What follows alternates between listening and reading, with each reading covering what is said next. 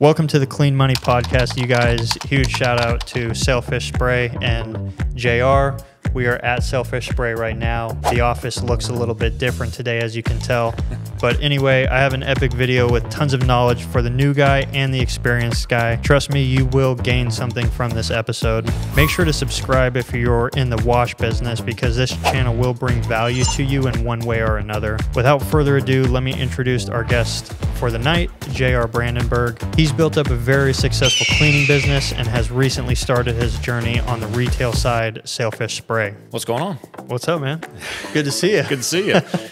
Started this journey as washers, and we kind of spiraled it into a retail side of things. So I'm pretty excited about where we've been and where we're at now with everything. And yeah, cool. Yeah, just for context, you guys, 20 plus years in the wash side of things, year number one on the retail side of things. So he's been in the industry for 25... A little over 25 years. We're coming up on 25. Coming up on 25 years.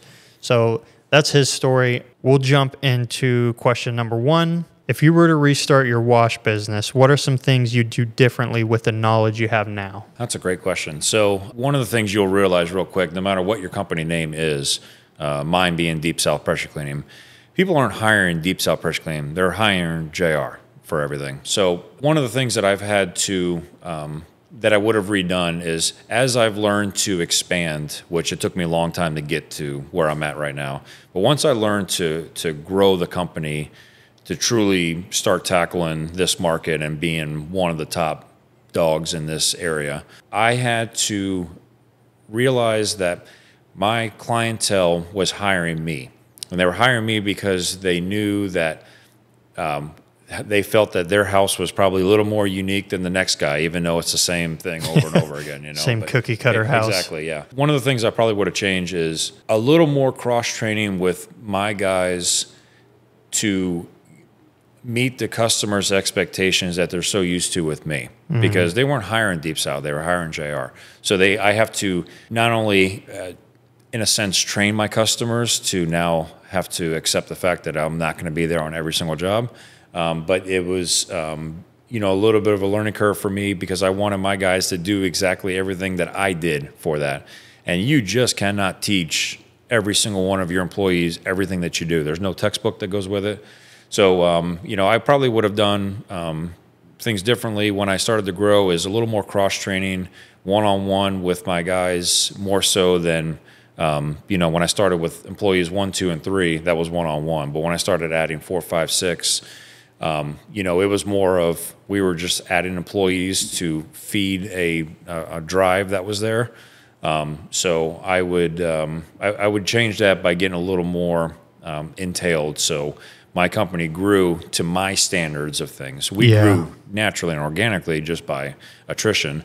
But, that's probably the one thing I'd really harp on again. That's good, man. And this audience, you guys, I know a lot of you guys are getting into this, schedule is looking light. You're very new to the game. And then I know a lot of you guys from speaking to you, you're in the same boat as me. You're one truck, maybe one helper, full schedule. But that's why this podcast will be so beneficial to pretty much anyone, because I'm sitting here on the one man, one rig, maxed out, loaded schedule, pretty much in the breeding grounds to take that next step into, not straight into where JR is at, but the point he's been to of, having to take the risks, having to take the jump.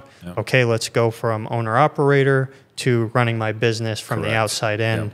So you'll kind of get both perspectives out of this podcast.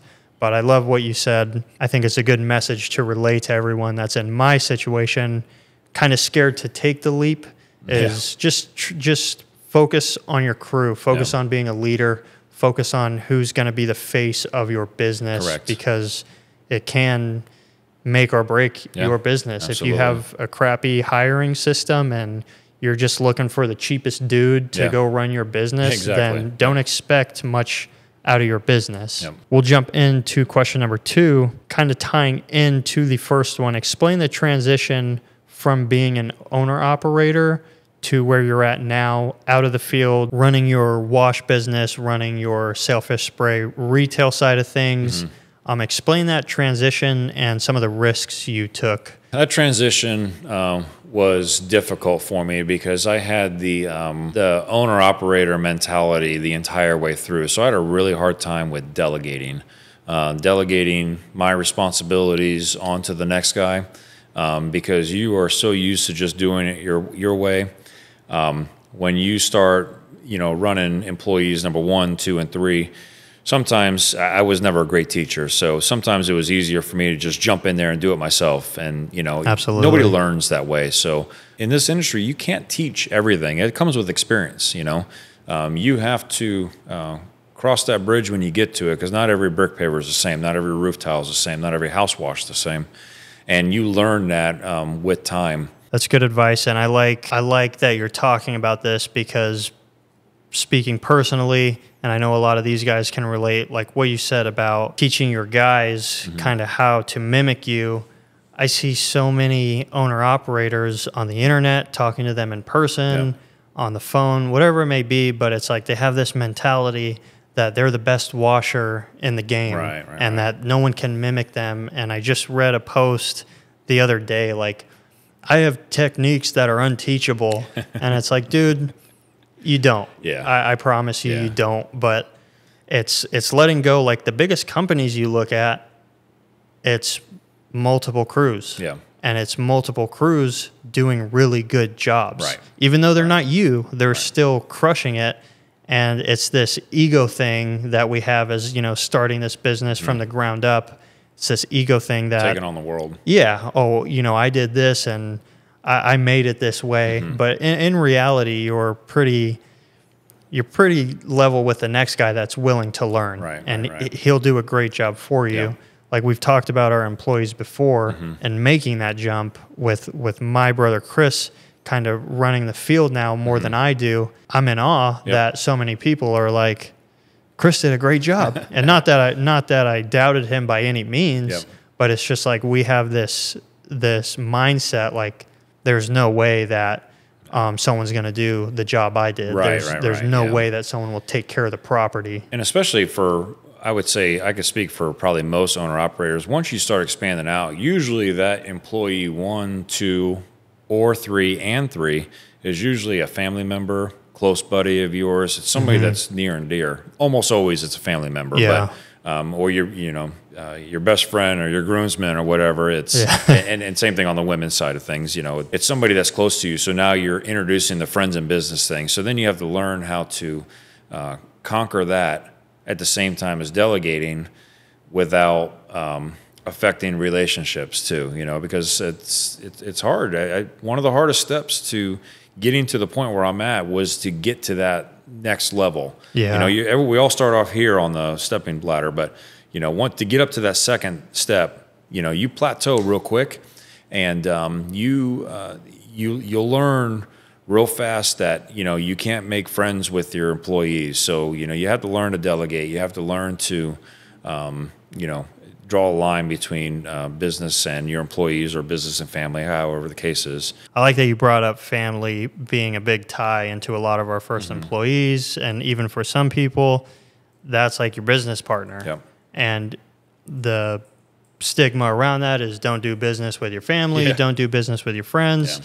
I believe that is true in most cases, and I also do believe that in certain cases it can work out, because like I said, Chris, my brother, is my one employee right now, and we've been doing this on and off for years. He was with me when I started this thing, and we've learned, we've had fights, we've had yelling at each other, we've had it all, but after 4 or 5 years, he understands what his job is. He understands what I have to do to make his job happen, to make this business grow. He understands how he has to help me. As long as there is some type of healthy relationship and a lot of understanding and communication on both parties, I do think it's possible. And I'm sure a lot of you guys will disagree, because it's like the number one thing. Oh, never, ever do it. But I mean, you have your son-in-law. I have my brother going on 5 years. It's working out. And I'm not saying it will forever. Sure. But I don't think it's something to count out. And I only bring it up because, like you said, it's a lot of our first employees and or business partners. All right, we're going to change the pace. We talked about this a little bit before, but I want you to give us some of your best advice when it comes to upselling. I didn't understand the importance of upselling, and I didn't really push it too much. Kind of pushed it here and there, maybe if I felt comfortable with a certain customer. Right. But once I realized, like, every single job is just your foot in the door, and then once you open that door with your foot, there's more money to be seen. And whether it's right that same day or whether it's down the road, but you have more experience in this. So let us know some good upsell advice. One of the hardest things to learn, I feel, as a business owner, whether it's the wash industry, restaurant, doesn't matter, is the salesman technique. Sometimes I refer to it as the used car salesman technique. To be your own salesperson is tough. Everybody's hungry. We all got the same drive. We all want to work harder than the next guy. But to become a salesman for your own company, like I said, there's no textbook in this industry. So it's hard to picture yourself as a salesman because you can rehearse it in your mind at night laying in bed what you would have did. But when you're face to face with a customer, it's a totally different scenario, So what I try to do on the wash side of things is we'll get in and say we were scheduled to do a roof clean for a customer. And while we were there, we happened to notice that their gutters were covered in mildew. We'll do what I call add-ons, hey, Mr. and Mrs. Smith, while I'm here, I noticed your gutters were dirty. I'm not trying to push you to, rise up the cost of the bill here, but we can do it for, an extra $100 while we're here because I already have all the hose drug out. We're already here. We're already hooked up to your water. It wouldn't be as much as what I would have charged to come back and set up again. So add-ons while you're at the customer's house, I feel are the easiest way to do the upsell. And I don't necessarily want to take a customer's house and tell them what's wrong with it and kind of do the finger bash thing. Yeah. I really want to say, hey, I noticed this, or, I did this across the street at your neighbor's house. I don't know if you happen to see it, but, this is a service that we offer. And just be kind of nonchalant with things. This way you don't seem like you're that guy at Rooms to Go that's pushing as soon as you come in the front door. I hate that guy that follows you around the store and what'd you think of that couch? And that? I'm not the, I call it the used car salesman technique. I'm not the used car salesperson. Correct. I don't want to be like slimy and all that, Correct. And I also want to make it seem to my customers that all I'm after is their money. Yeah. So I want them to think that I'm actually truly caring about their property. I care about what my image is, I like that because statistically, like some stuff I've read into and videos that I've watched, aggressive sales is more effective than our approach. But I disagree, and I think it's case by case, especially in this business, because I've talked to guys in this business that are that's just, they've had sales jobs prior, and that's how they know how to do sales, and there's nothing wrong with it. At the end of the day, we're all trying to make as much money as we can. We're trying to make this business grow, but I know me and you will not, for $1, take that approach, and I'll speak for myself, but I personally can't. I just don't try to pinch every penny, and some people it just gets a little too far. But what I was getting at, some people will say like, oh, well, the aggressive sales, is more effective. I think in this business, you're a testimony for it. You're surviving for 25 years. You've done great. You've done more than just survive. You've created a great business. You're on number 2.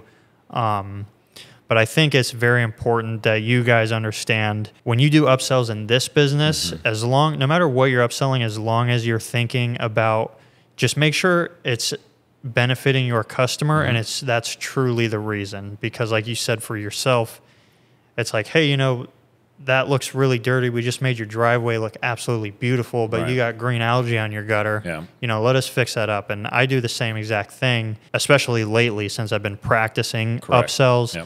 It's like, hey, since we're here, I just noticed this other thing that we can make it look nice. I can guarantee an improvement.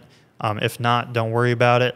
But a lot of the times, like especially when you give them that aggressive price and you're letting them know, hey, like typically this would be $150 for your exterior gutters. Yep. I'll knock it out $80, $100 right now. Sure.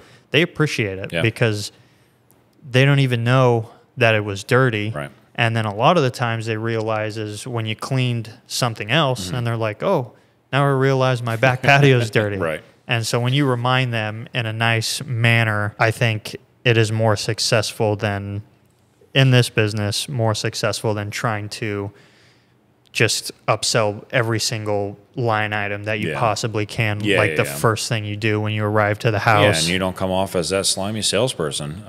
I would say also, one more touch on that is, add-ons don't necessarily always have to have a dollar amount on it. So if you're trying to build a customer, you want to build a customer for life. You don't want to build a customer for that week. I'm not trying to hit a sales quota for this week, Correct. So, if I felt like, you have to learn your customer. So if you feel like your customer may be a little bit cheap and you probably might not be able to upsell that $125 gutter or, exterior house wash on the front, I might just throw it in. And then, when it comes time around for the next customer or next time they call you, hey, I really appreciate you taking care of me last time. Let's go ahead and do this now. Let's go ahead and clean the trash can area. Let's go ahead and get the screen cage done. Also, too, remember, one of the best ways, too, to upsell is having really good advertising on your vehicles sitting out front. So while your customer's looking out the window while you're cleaning the pool deck and they walk the dog or they went to go get the mail, hey, man, I realized your truck said you do paver sealing, you do roof cleaning or whatever the case is, because you're there for a different service and they didn't even think about that. Correct. So now your truck and your rig is selling for you and you never even open your mouth. Yeah. Just because it has good, clear, you have your advertising is simple, easy to read, eye-catching. You don't need to get crazy with everything, but then your customer and your rig is selling stuff for you. Hey, I realized, looking at your rig that you did this. I totally missed the part that, I didn't even think about my gutters. I thought about my roof or whatever, Yeah. I've talked to someone about this. I forget who, but when you look at it from a customer's perspective, it's a lot different because to me and you, of course, I would clean your roof and I can clean your driveway and I can clean your back patio cage and I can seal your pavers.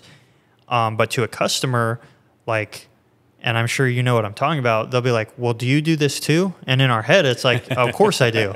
Of course I wash your house. I just washed your roof. Yeah. But they can be thinking like, this is my roof cleaner. Correct. I'm going to hire my pressure washer. Correct. For my driveway. I'm going to hire my paver sealer. Right. When you can do all three, and they don't even know that. Mm-hmm. So that attests to the advertising on the vehicles. Correct. However you have to do that. Mm-hmm. And then also the free add-ons, what you're talking about is I push it to my audience all the time. Like it can be 10 minutes of work. Right. Like I'm not doing an hour service for the most part. I'm not doing that for free. Right. Unless I'm trying to impress someone or something. Yeah. I'm not doing that for free.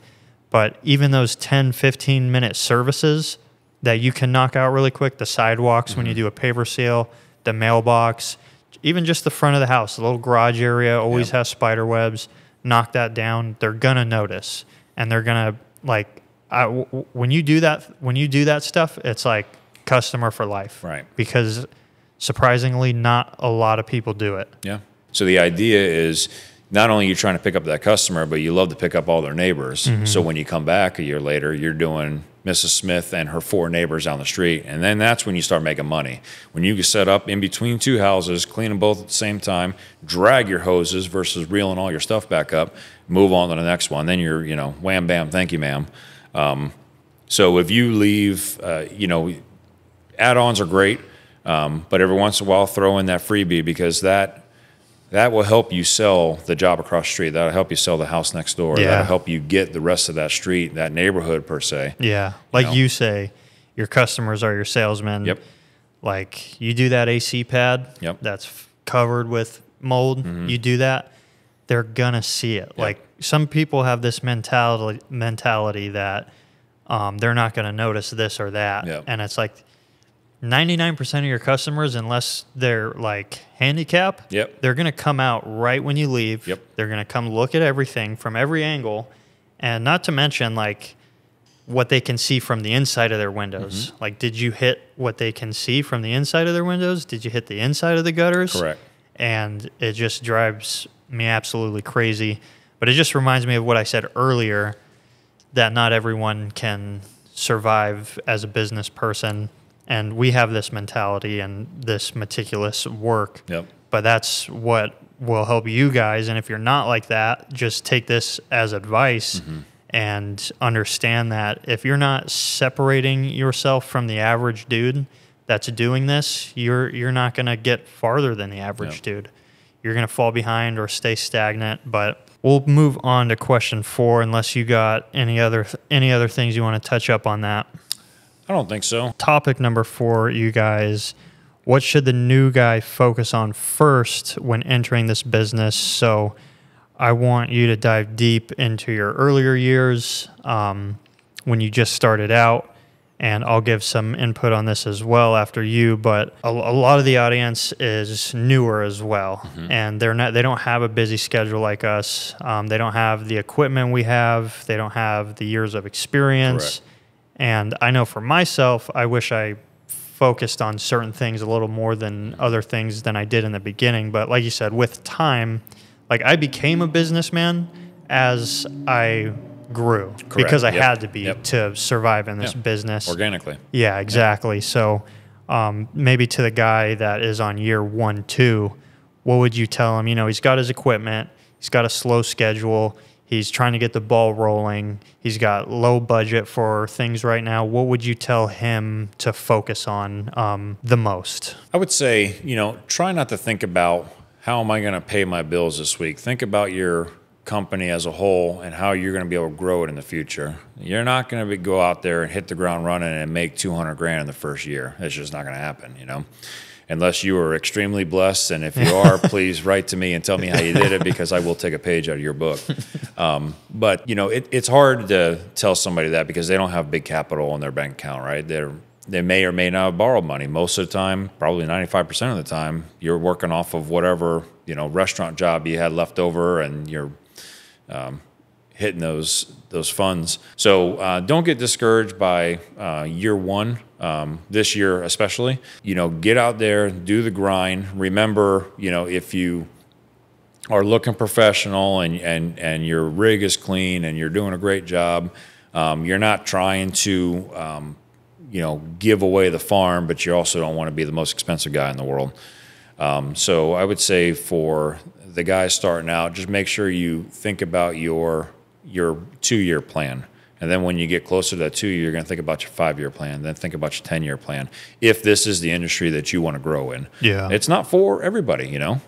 This will make or break a lot of people. And year 1 is it. That's when they'll find out. I'm learning that with Selfish Spray, to be honest with you. You know, I was asked by several of these manufacturers of the equipment that's on my rigs, hey, get into this game, And we started to do it, and I'll quote who I consider a very dear friend of mine, Paul Lewis from PSI. He says, listen, bud, if you can make year 1, you can make it. So, and I'm struggling, you know, it's, you know, even on the retail side, and this is somebody, I've been there, done that, you know, so retail's a little bit of a different game. So I can relate to the new guys coming into this because I'm new to the retail game, not new to the industry. So luckily I've used my history to build Selfish Spray to where it's at now and continue to grow from there. But, you know, even looking at experienced veterans like myself, not that I've got all the knowledge in the world and been there, done every single scenario, but I've lost enough money along the way to realize, you know, the hiccups. I would say, please do not get, I can't even stress that enough. Don't get discouraged by year 1. Don't get discouraged by month 1. You know, pick and choose your customers. Not every single one of them is your customer. But don't lose the faith, because when you lose the faith, then you won't make money because you don't have the drive, the grind to get out there and do it every day. especially for us down here in South Florida. You know, this weather sucks. It's 2,000 degrees during the day, and then you set your watch to that rainstorm 1 o'clock, and you know, yeah, it's tough. It's a tough industry to deal, but stick it out, do your thing, and just think of the end goal. Yeah, you know? I like what you said about picking your customers from the beginning, because that's something I didn't do. This washing thing was a side gig for me. Yep. Had a full-time job. I can get like Fridays, Saturdays, and Sundays to wash. I wasn't picky at all. And keep in mind, I didn't have a business mentality either. I had an employee mentality because that's just what I was for a long time. And my marketing manager, John Majak, he stressed to me. I got on a call with him, and he's like, dude, you're landing too many jobs, and that's telling me something, that you're too cheap. Too cheap, yeah. Yeah, and I'm like, yeah, I probably am, man. Like, too aggressive. Yeah, yeah, too aggressive, because I didn't want to lose anything. Sure. And I think whether people want to admit that or not, they've been there at some point. And I'm sure, like with this election year, you want to go down in pricing because no one wants to spend money, but you want to pick up money wherever you can. But anyway, he told me, he's like, dude, you gotta pick your customers out wisely. And I wish, this is my piece of advice to this question from the beginning, you guys. If it means lost work in the beginning, then it's lost work. You're going to have, if this is your industry, like you said, if this is it, you have plenty of more customers to come across. Don't try to grab every single one, because ultimately, whether you do it from the beginning or you realize it a few years down the road, you're going to lose that customer, because some people are just ridiculously cheap, and they're not going to be your customer. They're not going to help you survive. Well, there's the next guy that's coming in behind you trying to do what you're doing. Correct. And doing the exact same thing, being real aggressive, you know? So, yeah, and you'll find that you actually lose a lot of customers that way, because you just cannot get to them all, or you're cutting corners because you sold the job too cheap. And then, yeah, you start losing customers along the way. So that goes back to where I said in the beginning of this podcast was, you know, never forget where you came from. You know, if you're trying to set a standard for yourself and your company and your name, whether it's Rusty's Pressure Washing, Deep South, Joe Schmo, doesn't matter. You know, you have to remember where you came from. Don't be that guy that cuts the corners. Otherwise, you're not going to grow any more than a 4-gallon a minute with a small, crappy 16-inch surface cleaner from Home Depot, and you're rolling up your cords by hand. You know, you won't make it. Correct. The race to the bottom doesn't work. It just doesn't. You know, it might get you the sales right now, but in the long run, the 1 year, 2 year plan, you throw that out the window. You know, and I see that in both the wash industry, and now I'm seeing it on the retail side of things. You know, these guys that are racing to the bottom to sell things dirt cheap. I just sit back. I'm gonna ride it out because I'm gonna watch them. You know, I'm gonna watch them fold up. I want to point this out, you guys. Like you said, the race to the bottom. Again, whether you want to admit it or not, I've been there. I was racing to the bottom. I was making better money than my day job. And I'm like, oh, this is great. But in the long-term play, like JR said, when you're looking at, you know, your 5-year, your 10-year, as more expenses came, as more materials came, as the bigger equipment came, I'm like, this won't work. It's literally not profitable. And whether, like you said, you'll be stuck with your 4 GPM and you're never going to upgrade your equipment. You're going to be struggling to go fix your 4 GPM. It just won't work, you guys. And I personally have been there. So when I made that switch to okay, I'm going to lose a lot of my customers, not a big deal. Well, it was a big deal because I'll be honest, it was like, you know, like, how do I raise my prices? You know, I feel like I'm not getting enough as it is right now. But looking back on it, you know, 3-4 years later, I work way less and make way more. And that's just how it equates. You know, you're not going to be landing every customer. You're not going to be doing every single job that you wanted to do. But at the end of the day, in the bigger picture, you're making more money.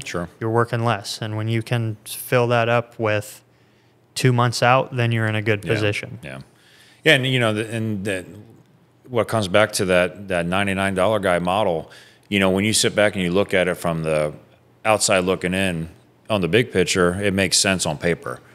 But really what happens is you get to a point where you're not making any money because you're doing everything not only for $99, but you plateau really quick. You can only squeeze in so many house washes because you're not going to feel good one day. You're going to have bad weather one day. Your tire's going to be that way. So, if you base your business off of being the cheapest just to gain the customer, you will plateau very fast. Yeah. And you'll plateau at less than $100,000 a year. Oh yeah. Real quick, So yeah, it's, never forget what you come from.